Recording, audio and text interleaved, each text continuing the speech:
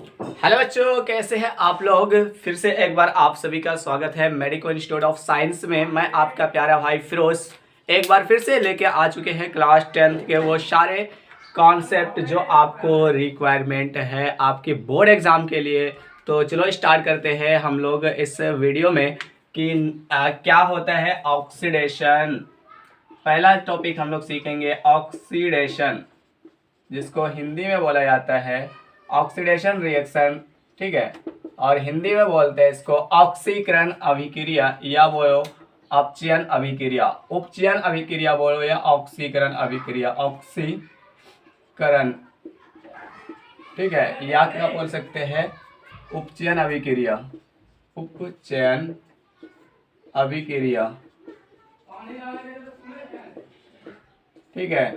तो हम लोग जानेंगे कि ऑक्सीडेशन रिएक्शन होता क्या है, ठीक है। ऑक्सीडेशन रिएक्शन क्या होता है, वो ऐसी अभिक्रिया जिसमें ऑक्सीजन की वृद्धि हो तथा हाइड्रोजन की हानि हो, तो उसी को बोला जाता है ऑक्सीडेशन रिएक्शन, यानी ऑक्सीकरण अभिक्रिया या उपचयन अभिक्रिया। ऑक्सीकरण अभिक्रिया और उपचयन अभिक्रिया दोनों ही एक ही होते हैं, सिर्फ वर्ड अलग अलग है, वर्ड अलग अलग है, ठीक है, लेकिन दोनों का मतलब एक ही होता है। तो लिखता है डेफिनेशन को, वैसी अभिक्रिया, वैसी अभिक्रिया जिसमें क्या हो बाबू, वैसी अभिक्रिया जिसमें ऑक्सीजन की वृद्धि हो, ऑक्सीजन की क्या हो बाबू, वृद्धि हो, ऑक्सीजन की वृद्धि हो, वृद्धि हो तथा हाइड्रोजन का क्या हो सकता हो बाबू, तथा हाइड्रोजन का हानि हो, हाइड्रोजन का क्या हो, हाइड्रोजन का हानि हो, तो उस अभिक्रिया को क्या बोला जाता है, हाइड्रोजन की हानि हो, हानि हो तो उसे उपचयन अभिक्रिया कहते हैं, उपचयन अभिक्रिया कहते हैं, अभिक्रिया क्रिया कहते हैं। तो एग्जाम्पल देखो, कोई भी एग्जाम्पल ले सकते हैं।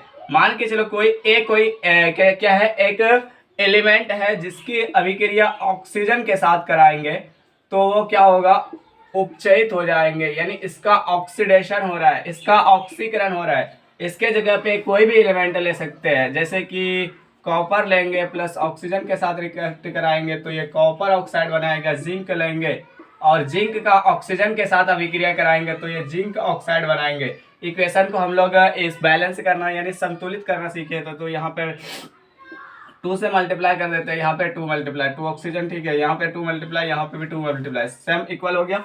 जैसे कोई भी ले सकते हैं, जैसे Fe ले सकते हैं और ऑक्सीजन, तो क्या कर सकते हैं, ये अभिक्रिया के करके Fe2 और O3 बनाएंगे। तो कितना हाइड्रोजन है, इसको 2 से मल्टीप्लाई कर दो। यहाँ पर देखो ऑक्सीजन ज़्यादा है ना, ठीक है, इस ऑक्सीजन ज़्यादा है तो इसको 2 से मल्टीप्लाई कर दो, इसको 3 से मल्टीप्लाई कर दो, 3 दूना 6 हो गया, इसको फिर 2 दूना 4 यानी 4 से मल्टीप्लाई कर दो। तो आपको ऑक्सीडेशन अभिक्रिया समझ में आ गया होगा, क्योंकि ऑक्सीडेशन अभिक्रिया क्या होता है, वैसी अभिक्रिया जिसमें ऑक्सीजन की वृद्धि हो तथा हाइड्रोजन की हानि हो, तो उसी अभिक्रिया को क्या बोला जाता है, ऑक्सीकरण अभिक्रिया या उपचयन अभिक्रिया। इसके बाद नेक्स्ट जानेंगे हम लोग इसके बाद जानेंगे रिडक्शन रिएक्शन, यानी उपचयन अभिक्रिया।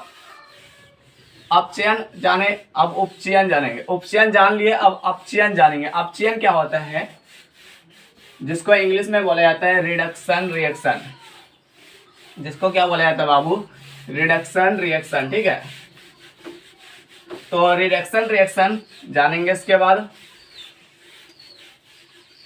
तो पहला दूसरा रिएक्शन क्या है, रिडक्शन रिएक्शन, रिडक्शन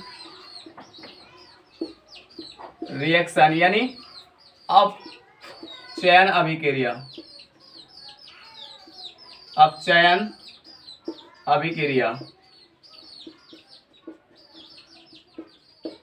अभिक्रिया। तो अपचयन अभिक्रिया क्या होता है बाबू, वैसे अभिक्रिया जिसमें हाइड्रोजन की वृद्धि हो, ऑक्सीजन की ह्रास हो यानी कमी हो, तो उसी अभिक्रिया को बोला जाता है अपचयन अभिक्रिया।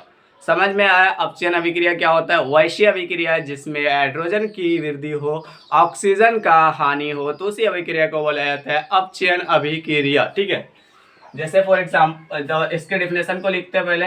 वैश्य अभिक्रिया, वैश्य अभिक्रिया जिसमें क्या हो बाबू, जिसमें क्या हो, जिसमें ऑक्सीजन की क्या हो, कमी हो, यानी जिसमें हाइड्रोजन हाइड्रोजन हाइड्रोजन का वृद्धि हो, हाइड्रोजन का वृद्धि हो तथा ऑक्सीजन का कमी हो, ऑक्सीजन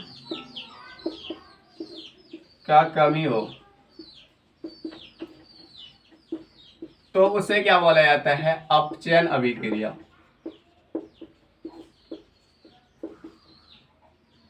अभिक्रिया बोला जाता है। ठीक है बाबू, यहाँ तक क्लियर हो गया? ठीक है, अपचयन अभिक्रिया का एग्जांपल लेते हैं।